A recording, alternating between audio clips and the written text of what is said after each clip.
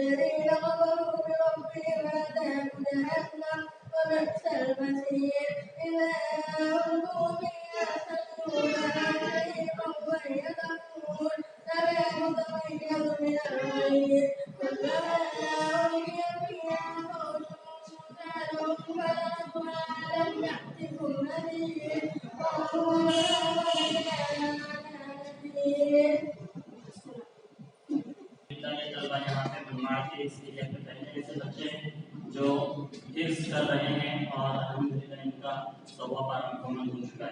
اللہ تعالیٰ تبارک تعالیٰ سے دعا ہے کہ اللہ ان کے علم میں اضافہ فرمائے۔ اسی طریقے سے سب سے پہلے میں اللہ تبارک تعالیٰ کا شکریہ ادا کرتا ہوں۔ یہ اللہ تبارک تعالیٰ کا فضل ہے ہم پر کہ اللہ تبارک تعالیٰ نے آج ہمیں یہاں پہ جمع کیا اور ہمارے درمیان ایک ایسی شخصیت جن کا نام شیخ دکتور طارق صفی الرحمن ہمارے پورے ہے، ان کو ہمارے درمیان بھیجا۔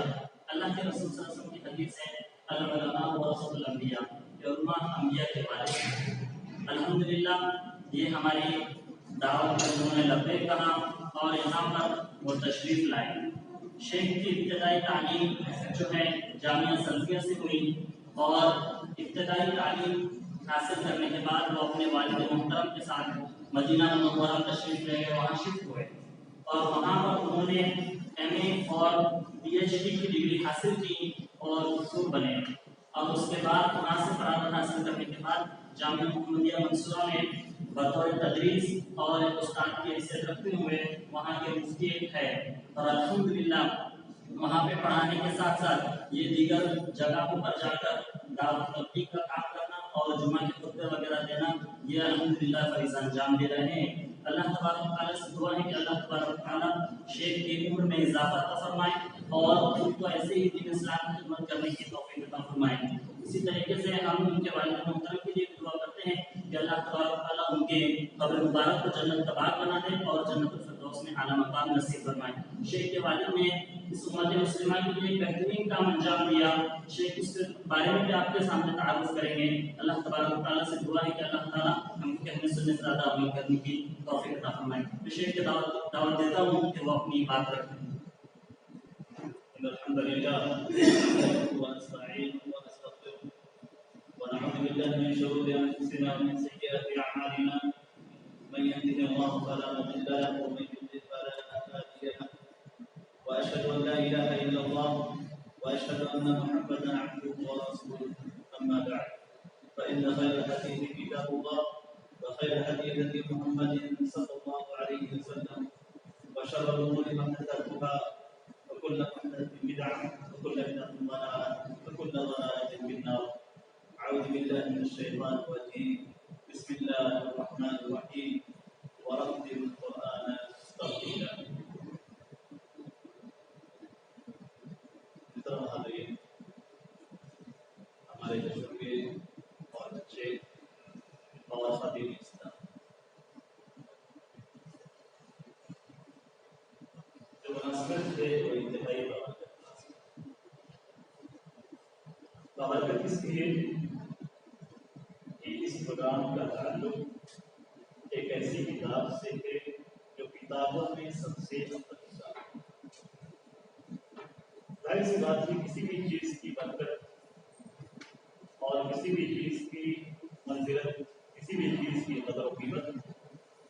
اسی وقت چھٹی ہوتی ہے، بند ہوتی ہے جب اس سے جڑی ہوئی چیز مشرف ہو اور بابرکت۔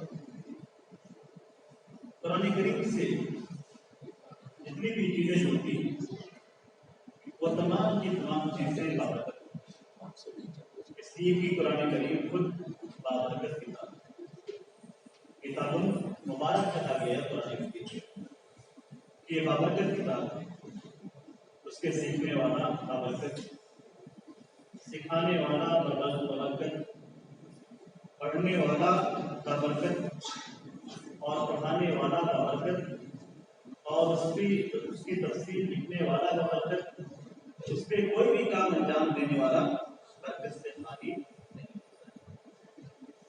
تو قرآن کے اعتبار سے بابرکت سے اس کا تعلق اللہ تعالیٰ کی کتاب سے، اور اللہ تعالیٰ کی یہ کتاب آسمانی کتابوں میں کتنی عظیم ہے، کتنی بڑی ہے، اس کا تصور اگر آپ کریں تو اوپر سے تصور کیجیے۔ اللہ تعالیٰ نے ایک کئی کتابیں نازل کی، حضرت موسیٰ علیہ السلام کو توریت دی، حضرت عیسیٰ علیہ السلام کو انجیل دی، اور حضرت داؤد علیہ السلام کو زبور عطا کی، اور اس کے علاوہ بھی بہت ساری کتابیں نازل کی گئی۔ لیکن قرآن کو جو مقام حاصل ہے ان کتابوں میں، وہ مقام کسی دوسری کتاب کو حاصل نہیں ہے۔ اللہ تعالیٰ کی ذات اتنی عظیم ہے، اس کا ہم تصور بھی نہیں کر سکتے۔ اس عظیم ذات کا یہ کلام ہے، اور یہ کلام اللہ تعالیٰ نے جب نازل کیا تو کس شخص پہ اور کس ذریعے سے نازل کیا، اس کو دیکھیے۔ اللہ تعالیٰ نے اس کلام کو نازل کیا تو اللہ کی عظیم ذات نے فرشتوں میں سب سے عظیم فرشتے کو بنا دیا، علیہ السلام، جن کا مقام فرشتوں میں سب سے اعلیٰ مقام ہے، نازل کیا گیا تو اس نبی پہ جس کا مقام نبیوں میں سب سے اعلیٰ ہے، اور پھر جہاں پہ نازل کیا گیا وہ جگہ پورے زمین میں سب سے اول ہے، اور جس مقام پہ پہلی بار وحی نازل ہوئی وہ مقام سب سے اعلیٰ مقام ہے۔ تو اس سے اندازہ کیا جا سکتا ہے کہ اتنی عظیم کتاب، ظاہر سی بات ہے جو شخص اس سے جڑے گا یا جو پروگرام بھی اس سے جوڑا جائے گا وہ پروگرام اتنا ہی اعلیٰ ہوگا جتنا اعلیٰ مشرف یہ کتاب۔ اس اعتبار سے یہ پروگرام، یہ مجلس انتہائی بابرکت مجلس، اور اس کی بابرکتی کا اندازہ ہم اسی قرآن کی عظمت سے لگا سکتے ہیں۔ ہمارے جو بچے ہیں جو قرآن کی تعلیم حاصل کرتے ہیں، یہ وہ مقام رکھتے ہیں جس کو ہم نہیں جانتے۔ اللہ تعالیٰ نے اپنے نبی کو دیا تو قرآن کی تعلیم سے کیا حکم دیا، قرآن کر دیا، قرآن کو ترتیب کے ساتھ، قرآن کی تلاوت ہوتی ہے، قرآن کو ہم پڑھتے ہیں، لیکن کس انداز میں پڑھنا ہے اس کو اللہ تعالیٰ نے بتایا، ورتل القرآن ترتیلا، قرآن کو ترتیب کے ساتھ پڑھتے ہیں، اور قرآن کی ترتیب حقیقت میں مدارس کے اندر ہوتی ہے، مکاتب کے اندر ہوتی ہے، جسے ہمارے بچے پڑھتے ہیں۔ یہ گویا اللہ تعالیٰ کا حکم نبی کے لیے ہے، اور ہمارے یہ چھوٹے بچے جو مکتب کے اندر پڑھتے ہیں یہ نبی کے اس کام کو انجام دے رہے ہیں جس کو اللہ تعالیٰ نے انجام دینے کا، اس سے ان بچوں کی عظمت اور اس مکتب کی عظمت آ جا سکتی ہے۔ اسی طرح سے تو اللہ تعالیٰ نے فرماتا ہے، اللہ تعالیٰ قرآن مجید کے اندر فرماتا ہے ان الذین یتلون کتاب اللہ واقاموا الصلاة وانفقوا مما رزقناهم یرجون تجارة لن تبور، کہ جو لوگ اللہ کی کتاب کی تلاوت کرتے ہیں اور نماز کو قائم کرتے ہیں، اور اللہ تعالیٰ نے انہیں جو رزق عطا کیا ہے اس رزق کی وجہ سے خرچ کرتے ہیں، ان کا मकाम क्या है, इनका ये अमल किस कदर आला है। अल्लाह ताला फरमाता है यरजून तिजारतन लन तबूर, ये ऐसी तिजारत की उम्मीद रखते हैं जिस तिजारत में कोई घाटा नहीं है, कोई खसारा नहीं। आप देखिए हम दुनिया के अंदर जब तिजारत करते हैं तो हमें एक डर सा लगा रहता है कि हमने पैसा लगाया है, पता नहीं बिजनेस कामयाब होगा या कामयाब नहीं होगा, या ऐसा भी हो सकता है कि पूरा पैसा डूब जाए और कुछ हासिल ना हो, और ऐसा भी हो सकता है कि तिजारत के अंदर घाटा हो जाए, कुछ पैसे डूब जाए और कुछ बाकी रह जाए। तो घाटे का इम्कान मौजूद रहता है, बिजनेस चाहे कामयाब चले लेकिन घाटे का इम्कान मौजूद होता है। हमारे जहन के अंदर हमेशा ये टेंशन होता है कि कहीं ऐसा ना हो कि ये तिजारत बैठ जाए, ये बिजनेस खत्म हो जाए या बिजनेस के अंदर घाटा हो। लेकिन जो लोग अल्लाह की किताब की तिलावत करते हैं उनकी ये तिजारत, उनका ये पढ़ना, ये तिलावत करना कभी भी घाटे का सौदा नहीं, किसी भी सूरत में घाटे का सौदा नहीं, बल्कि ये कामयाबी का सौदा है। और इससे हम जान सकते हैं हमारे बुजुर्ग आम लोग से तो जो इस बात पे देते हैं कि बच्चों को असली आला तालीम दी जाए, उससे क्या होगा, उसका एक फायदा तो दुनिया के अंदर हासिल हो जाएगा कि दुनिया में हो सकता है वो आला मकाम हासिल करे, हो सकता है कि वो डॉक्टर करे, इंजीनियर करे, अपने फील्ड में कामयाब हो। लेकिन वहीं पे यह खदशा भी है कि इतनी तालीम के बाद हो सकता है कि वो नाकाम हो जाए। हम देखते हैं बहुत सारे डॉक्टर हैं जिन्होंने डॉक्टरी की है, पैसे खर्चे किए हैं, लेकिन वो कामयाब नहीं। बहुत सारे इंजीनियर हैं जो जॉब के पीछे दौड़ रहे हैं लेकिन उन्हें जॉब नहीं मिलता। लेकिन ये बच्चे दुनिया के अंदर भी कामयाब होंगे और आखिरत के अंदर भी कामयाब होंगे। नबी अकरम सल्लल्लाहु अलैहि वसल्लम की हदीस से रिवायत करते हैं, कहते हैं इन्नल्लाह यरफ़उ बिहादिल किताब अक़वामन व यदअउ बिही कि अल्लाह ताला इस किताब के जरिए से कौमों को बुलंद करता है और कुछ कौमों को पस्त करता है। जो कुरान को पढ़ते हैं, कुरान में अमल करते हैं, अल्लाह ताला उन्हें बुलंदी अता करता है। और जो किताब को नहीं पढ़ते, कुरान को नहीं पढ़ते, अल्लाह ताला उन्हें पस्ती अता करता है। इसका जो पस मंजर है इस हदीस का, या इस मंजर में इस हदीस को जिक्र किया है, वो पस मंजर बहुत ही समझने और सोचने की चीज।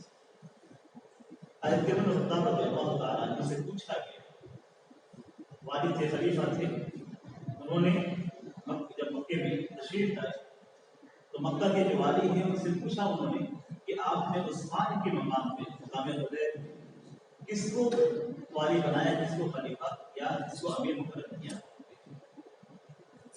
वहां के जो वाली थे उन्होंने जिक्र किया कि वहां पे एक गुलाम को बनाया गया, एक गुलाम। आप सोचिए अरब के अंदर गुलाम की क्या हैसियत रखी। हमारे यहाँ नौकरों की वो हैसियत, जो हैसियत जानते हैं, उससे भी कहीं गिरी हैसियत अरब के यहाँ गुलाम थी। गुलाम जिन्हें बेचा जाता था, जिन्हें खरीदा जाता था, जिनकी मार्केट होती थी। आप सोचिए कि उनके जमाने में एक गुलाम को मुकर्रर किया गया है बहैसियत वाली, बहैसियत अमीर, बहैसियत हाकिम। उसी पस मंजर में क्या इज्जत बयान की गई थी, क्यों उन्हें वो मकाम दिया गया। वो मकाम इसलिए दिया गया था कि वो कुरान के हाफिज थे। कुरान के हाफिज होने की वजह से उन्हें उस मकाम का वाली बनाया गया। आप सोच लें कि कुरान की वजह से अल्लाह में क्या मकाम अता किया। अल्लाह यरफ़उ बिहादिल किताब अक़वामन व यदअउ बिही आखरीन। इसी बात कि मैंने रसूलुल्लाह सल्लल्लाहु अलैहि वसल्लम को सुना कि अल्लाह ताला इस किताब के जरिए से कुछ लोगों को बुलंदी अता करता है और इसी किताब को छोड़ने की वजह से लोगों को पस्ती और जिल्लत अता करता है। आप अगर देखें तो ताबीन के अंदर सहाबा किराम के बाद ताबीन, حضرت اکرمہ کا ذکر ملتا ہے، کہتے ہیں اکرمہ اور ابن عباس، عام طور سے اسے ذکر کیا جاتا ہے، یعنی حضرت عبداللہ بن عباس رضی اللہ عنہ ان کے آزاد کردہ غلام حضرت اکرمہ، ان کا مقام اتنا بلند ہے کہ آپ احادیث کی کتابوں کو کھولیں گے تو آپ کو متعدد جگہ پہ لاتعداد جگہوں پہ آپ کو ان کا نام ملے گا، راوی کی تفسیر کی کتابیں آپ کو بھی تو تفسیر کی کتابوں میں ان کی تفسیر ملتی ہے جو ایک غلام ہے حضرت ابن عباس رضی اللہ تعالیٰ کہ آزاد کردہ غلام، اس سے آپ اندازہ کر سکتے ہیں کہ اللہ تبارک و تعالیٰ کس طریقے سے اس کتاب کے ذریعے سے لوگوں کو سرگرمی عطا کرتا ہے۔ مایوس ہونے کی ضرورت نہیں ہے کہ ہم مکتب میں پڑھ رہے ہیں، دینی تعلیم حاصل کرتے ہیں، ہمارا کوئی مستقبل نظر نہیں آ رہا۔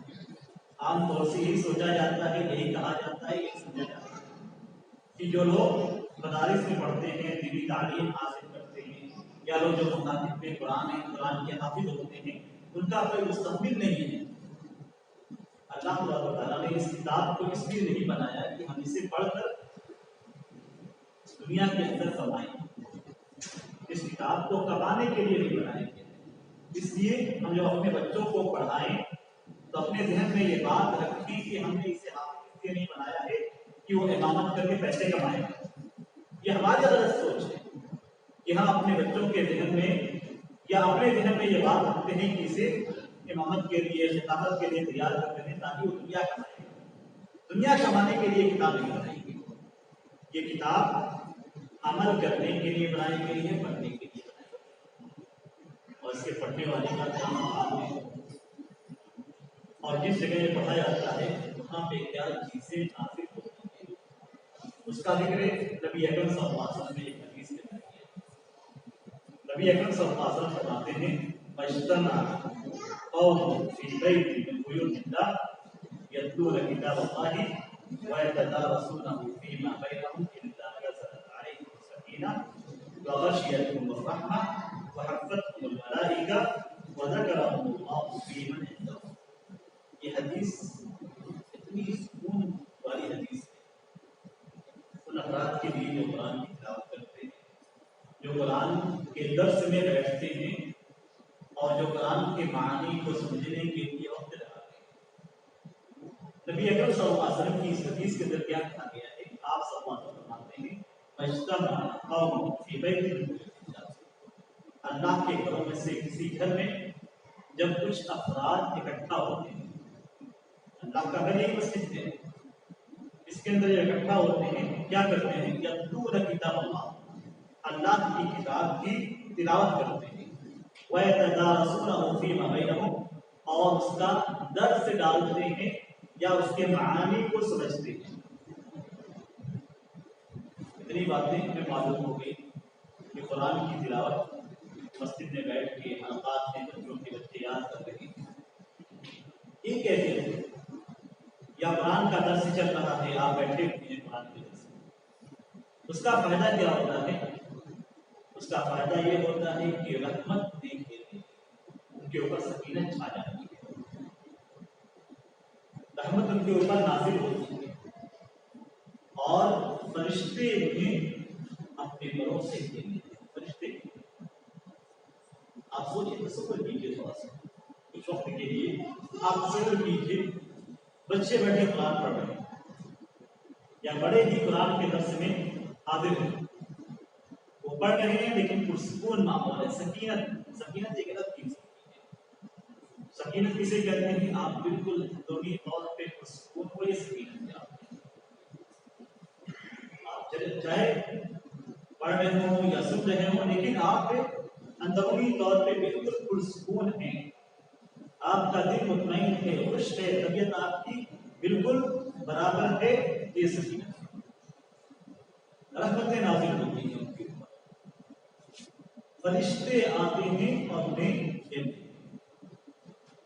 آپ سوچیے کتنا بڑا مقام ہے قرآن کی تلاوت کا، قرآن کی تلاوت میں، قرآن کے حفظ میں، مکتب میں شریک ہونے کا، اور پھر قرآن کے درس میں شریک ہونے کا۔